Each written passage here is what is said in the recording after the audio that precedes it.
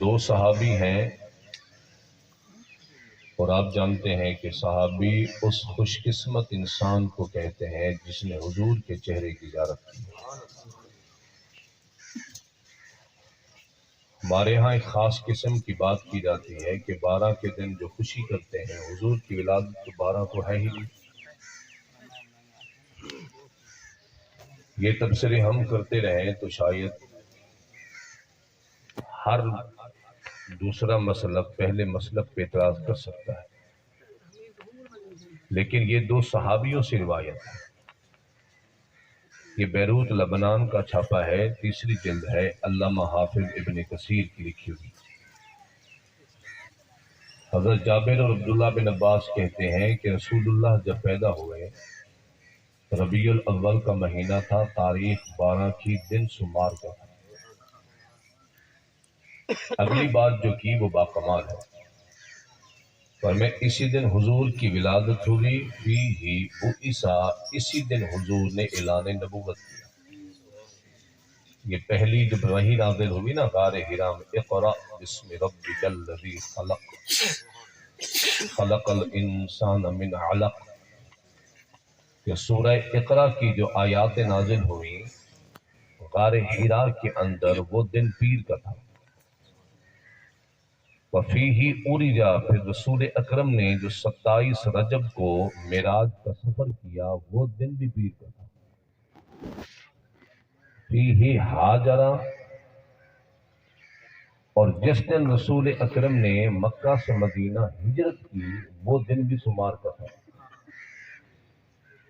اور اس سے بڑھ کر جو کمال ہے کہ جب حضور مکہ سے مدینہ روانہ ہوئے اور جس دن رسول اللہ مدینہ پہنچے، وہ دن بھی شمار کا تھا۔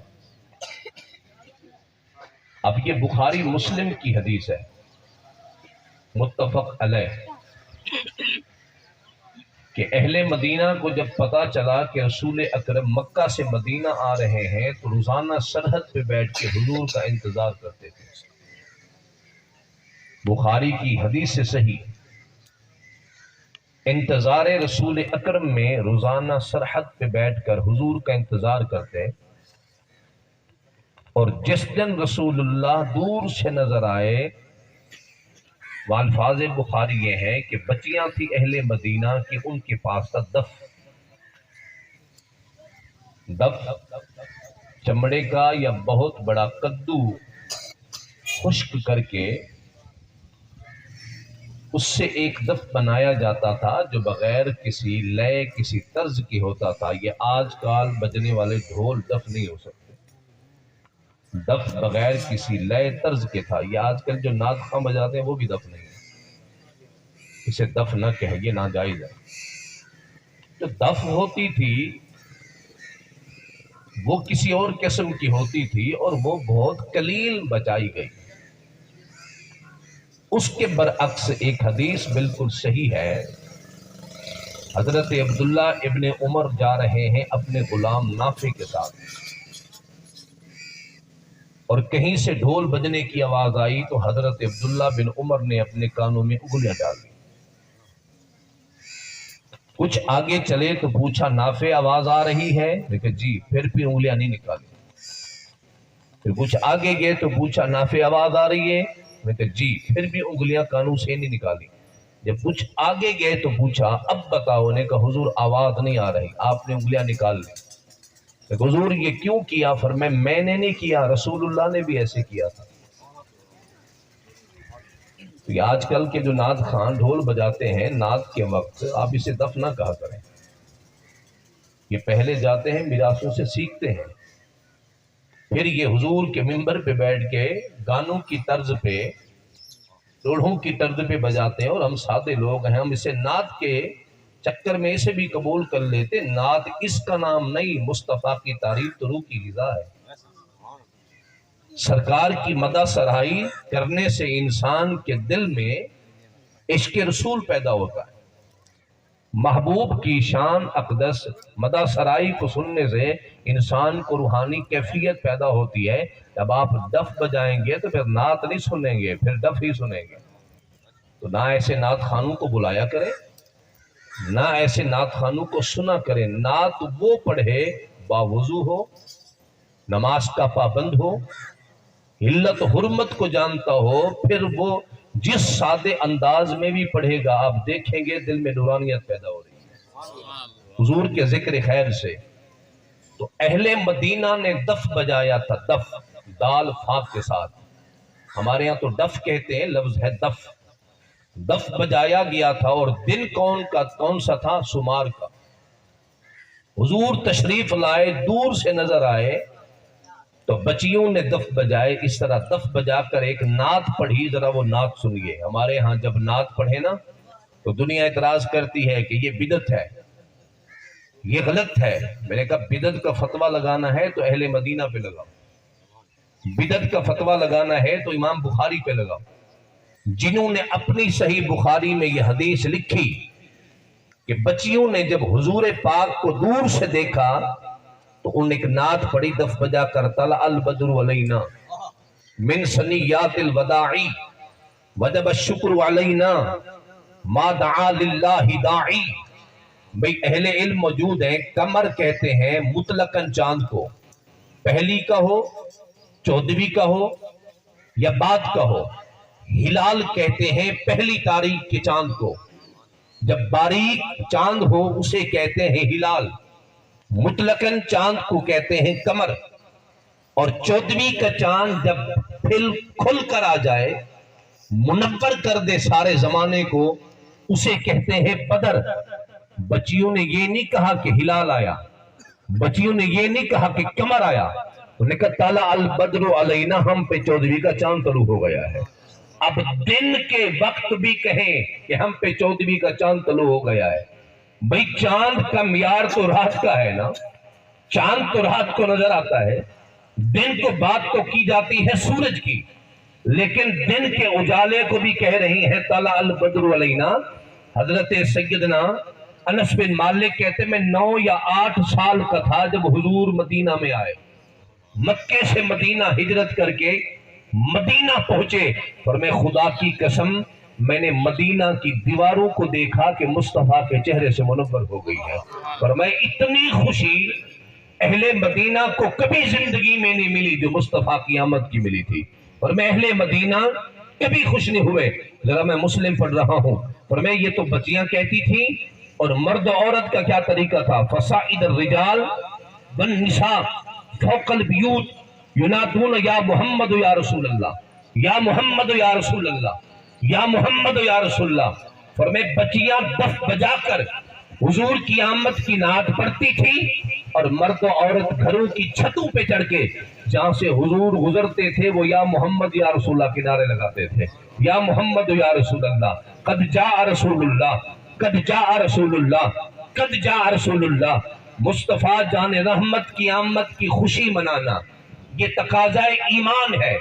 بس فرق صرف یہ ہے پہلے بھی خوشیاں منائی گئی، اب بھی خوشیاں منائی جا رہی ہیں. مسجدیں پہلے بھی بنتی تھیں. اگر میں آپ سے پوچھوں جتنا معزز حضور کے غلام یہاں بیٹھے ہیں، آپ سب نے وہی لباس پہنے ہیں جو صحابہ پہنا کرتے تھے، آپ وہی کچھ کھاتے ہیں جو اصحاب کھاتے تھے، آپ گھروں میں وہی چیزیں استعمال کرتے ہیں جو صدیق عمر کرتے تھے. ایک صاحب مجھ سے تبصرہ کر رہے ہوں میلاد پر، میں نے پوچھا آپ کہاں سے آ رہے ہیں؟ انہوں نے کہا جی نماز پڑھ کر. میں نے کہا کون سی؟ میں نے کہا ظہر کی. میں نے کہا کتنے بجے آپ کے یہاں نماز ہے ظہر؟ کہتے 2 بجے. میں نے کہا حدیث پڑھ کے بتاؤ رسول اکرم نے ظہر 2 بجے پڑھی تھی. حدیث پڑھ کے بتاؤ کہ رسول پاک نے ظہر کی نماز 1:30 بجے پڑھی تھی. میں نے کہا یہ ایسا تو حدیث میں نہیں ہے. میں نے کہا جو کام حضور نے نہیں کیا، اصحاب نے نہیں کیا، آپ کے نزدیک تو بدعت ہے نا. تو پھر یہ ہم جو نظام الاوقات لگاتے ہیں مسجدوں میں، سنت کے تو خلاف ہم کام کر رہے ہیں.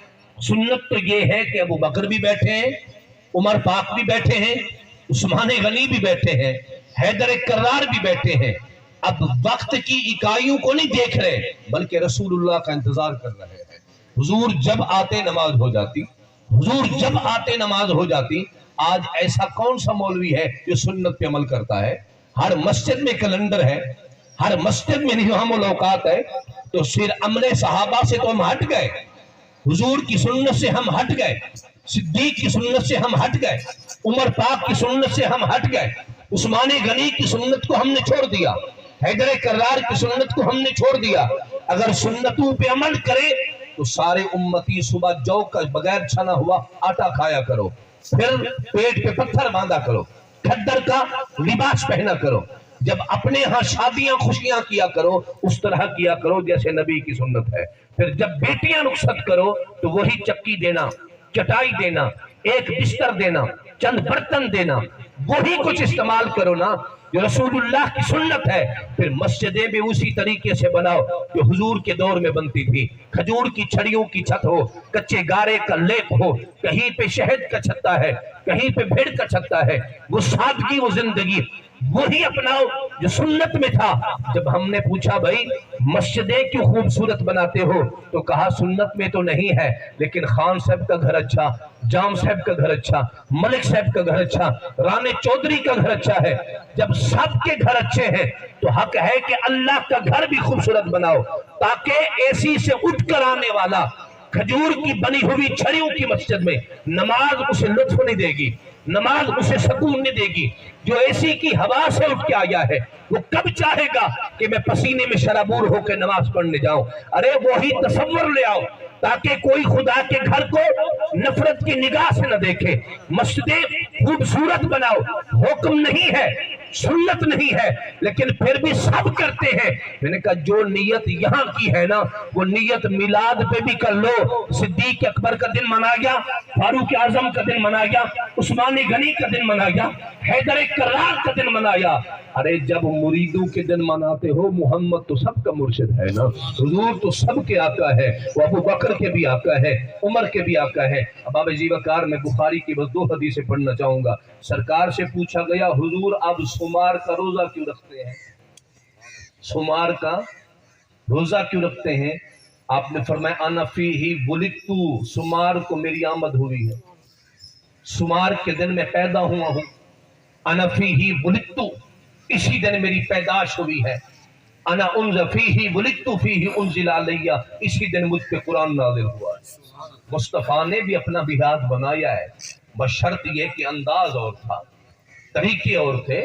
جیسے طریقے ہمارے ہاں بھی مختلف بدل چکے ہیں، اس لیے انداز بدلنے سے حکم نہیں بدلتا، طریقے بدلنے سے انداز من لم یعرف العرف فلا ثقۃ لہ فی العلوم۔ بھئی مہارت کی ہے، ڈاکٹر سے ایسے پوچھیں جو آج سے 50 سال جو علاج معالجے کا طریقہ تھا آج وہی طریقہ ہے؟ نہیں تھا نا۔ پہلے تو پتے رگڑ کے پلائے جاتے تھے، بیج کوٹ کر پلائے جاتے تھے، یہ آج کے ٹیسٹ، یہ آج کی سرجریاں، یہ تو دور نہیں تھے نا۔ بھی زمانے تبدیل ہو گئے، انداز تبدیل ہو گئے، طریقے تبدیل ہو گئے۔ اب پہلے بجلی کا دور نہیں تھا تو کوئی چراغاں کیسے کرتا، مسجدوں میں بلب نہیں جلتے تھے، آج فانوس لٹکے ہیں۔ اگر مسجد میں فانوس لٹکانے سے کوئی حرج نہیں ہوتا تو محمد کی آمد کی خوشی میں لائٹ لگانے سے بھی کوئی حرج نہیں ہو جاتا ہے۔ اگر مسجد کو، اللہ کے گھر کو اگر خوبصورت کرنے کی نیت سے بغیر سنت کے ثبوت کے اگر لائٹیں لگانا برحق ہے تو سمجھ لیجئے مصطفیٰ کی آمد کی خوشی میں لگانا بھی برحق ہے کہ یہ حضور کی آمد کا دن ہے۔ اب آپ جمعہ کا دن ہمارے لیے عید کا دن ہے۔ رسول اکرم کا فرمان ہے، آخری حدیث سن لیجئے، میرے آقا نے فرمایا ان اللہ جعل للمسلمین عیدا، اللہ نے جمعہ کا دن میری امت کے لیے عید کا دن بنایا، جمعہ کا دن۔ اچھا میرے پاس تقریباً کچھ 100 کتابیں ہیں، 100 عربی بھی، جو سرکار کے میلاد پہ، پاکستان کی بات نہیں ہے، ترکی، بنگلہ، عبرانی، سریانی، فارسی، عربی، ترکی، ہندی، سندھی، دنیا کا کوئی زبان دان ایسا نہیں جس نے مصطفیٰ کا میلاد نہ مانا پڑا۔ ساری دنیا میں حضور کے میلاد کی خوشیاں منائی جاتی ہیں۔ ہاں طریقہ مختلف ہے، ہر کسی کے انداز مختلف ہے، اس لیے جمعہ کا دن الحمدللہ ایک تو عید کا دن ہے، پھر 12 کا دن بھی ہے، اور ماشاءاللہ دوستوں کی کاوشوں سے آپ جمیع احباب کو یقیناً اس کی دعوت تو مل چکی ہوگی، مزید بھی میں دعوت عرض کر رہا ہوں کہ 12 کی رات انشاءاللہ جمعرات کا دن اور جمعہ کی رات پکا لاڑا چوک انشاءاللہ فیروزہ روڈ پہ ایک عظیم الشان ذکر رسول پاک صلی اللہ علیہ وسلم کی محفل منعقد ہو رہی ہے۔ آپ جمی احباب کو شرکت کی دعوت ہے، اور 12 کے دن انشاءاللہ جلوس میں بھی شرکت کریں۔ ہاں، جلوس میں بھی شرکت کریں۔ ہماری اصل پہچان تو محمدی ہونا ہے نا، ساری پہچانیں بعد میں، خان، جام، ملک، پیر، فقیر، پی ٹی آئی والا، پی پی والا، نون والا، یہ ساری پہچانیں بعد میں ہیں۔ پہلی پہچان محمد عربی کا غلام ہونا، ہماری پہچان اول یہ ہے۔ یہ تو بعد کی پہچانیں ہیں، شاید یہ پہچان قبر میں پوچھی نہیں جائے گی کہ خان تھے، جام تھے، ملک تھے، پیر تھے یا مرید تھے، تم کون تھے، پی ٹی آئی کے تھے یا پی پی کے تھے یا نون کے تھے۔ ایک پوچھا جائے گا محمدی تھے یا نہیں تھے، حضور کے بارے میں پوچھا جائے گا۔ اس لیے 12 کا دن انشاءاللہ جلوس کا بھی اہتمام ہے، آپ جمی احباب کو اس میں بھی شرکت کی اپیل ہے۔ اللہ تعالیٰ حاجی ممتاز صاحب کو، آپ کے پورے گھرانے